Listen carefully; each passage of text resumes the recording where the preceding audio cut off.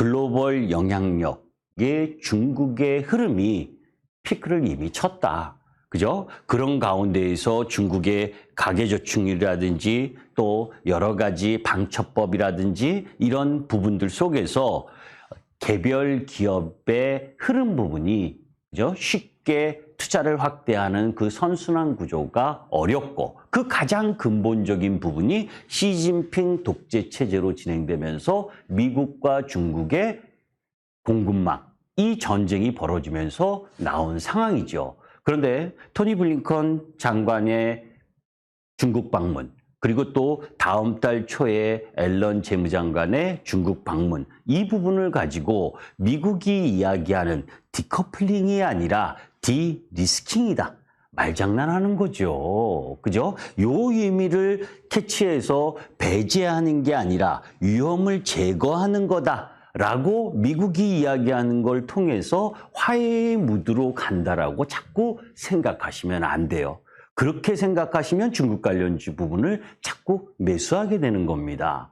방송에서 계속해서 이야기하고 있는 게 그 차이가 있다라고 이야기를 하는데 저는 별반 차이가 없다. 그죠? 바이든이 시진핑을 독재자라고 이야기를 하고 어제 엔비디아의 뭡니까? AI 칩과 관련된 부분을 중국 통제를 더 하겠다라고 하는 내용들이 계속 나오는 상황. 미국은 그죠? 궁극적으로 중국의 4차 산업혁명과 연관된 하이 기술, 고급 기술을 절대 주지 않으려고 하는 것이 기본적인 베이스입니다. 그죠? 그런 부분들을 염두에 둔다면 쉽게 관계가 완화되는 흐름으로 시장을 바라보시면 안 된다. 여기에서 제가 이제 이 이야기를 하나 하려고 합니다. 텅 빈 글로벌 도시 빌딩, 금융위기 수준이다. 그죠? 상업용 부동산과 관련된 부분, 미국의 사무실 공실률 추이가 역대 최대치 1991년 저축 대부조합 사태, 이때 때 19.3%였었는데 지금 2023년 1분기 19%입니다. 이만큼 그죠?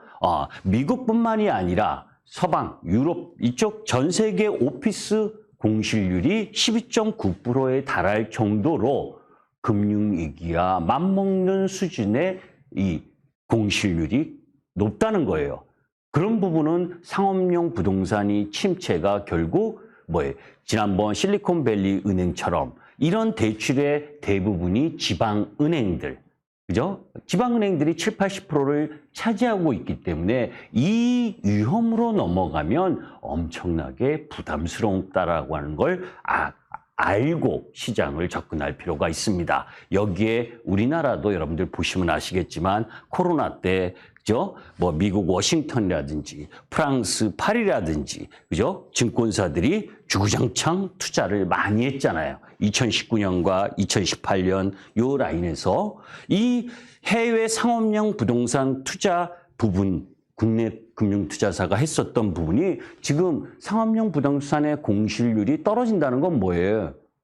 그 가격이 떨어진 부분이 크다라고 하는 거죠. 그 해외 부동산 펀드 연도별 만기 도래 금액입니다. 요 최근 2023년, 2024년 2년만 해도 약 20조가 만기 도래하고 그리고 이 10년 동안 그죠? 약 78조 5천억이 만기 도래합니다. 이런 부담감도 있다라고 하는 걸 염두에 두고 시장에 접근할 필요가 있다. 자, 그럼에도 불구하고 시장은 지금 미국 시장은 단기 조정권에 들어가 있고 그래서 이제 여러분들께 말씀을 드렸었던 게 14년 동안 저금리 기조와 유동성으로 상승했던 시장은 가고 그 다음엔 새로운 사이클의 흐름이 진행되는데 그 진행되는 흐름에 미국 시장은 AI, 그죠? 그리고 우리 시장은 2차 전지를 비롯한 새로운 산업, 이런 부분들이 움직여지는 큰 맥입니다. 오늘 2차 전지가 떨어졌다고 또 기분 안 좋으신 분들도 계시죠? 단기 잔파도에 너무 연연하실 필요 없다. 자, S&P 지수 내에 성장주 우위 시장의 흐름은 지속되고 있는 중입니다. 잘 보세요. 이 미국 시장은 그죠? 5개 종목 부분이 나스닥 상승에, 지수 상승의 80%를 좌지우지한다. 그 중에, 그죠? 엔비디아. 올해, 그죠? 2023년 최고점 188%까지 올라왔습니다. 물론, 그러니까 최근 한 달 11.6% 올라오고 지금 올랐다 내렸다를 하잖아요. 그게 뭐예요? 조종이죠. 단기 조종. 거기에 테슬라도 올해 108% 올라오고 지금 지난주부터 이번 주 오르락내락 변동성을 보여주는 겁니다. 그죠? 거기에 아마존닷컴이 54%, 애플이 43% 올해 올라왔습니다. 이렇게 시가총액 대형주, 특히 애플 같은 경우에는 시총이 3조 달러를 넘어서는 강세 흐름을 보여주고 있죠. 그죠? 그러면 예전 같았으면 애플이 상승하면 애플 관련주라고 해서 LG노텍을 비롯해서 많은 관련주들이 움직였습니다. 그런데 지금 움직이는 성격의 이 빅테크 기업들의 움직임은 AI와 연관돼 있기 때문에 강한 겁니다. 그죠? 제가 여러분들께 말씀드릴 때도 이 섹터의 대장 AI 관련주들이 죽으면 미국 시장은 뭐예요? 지지, 받침대가 크지 않다.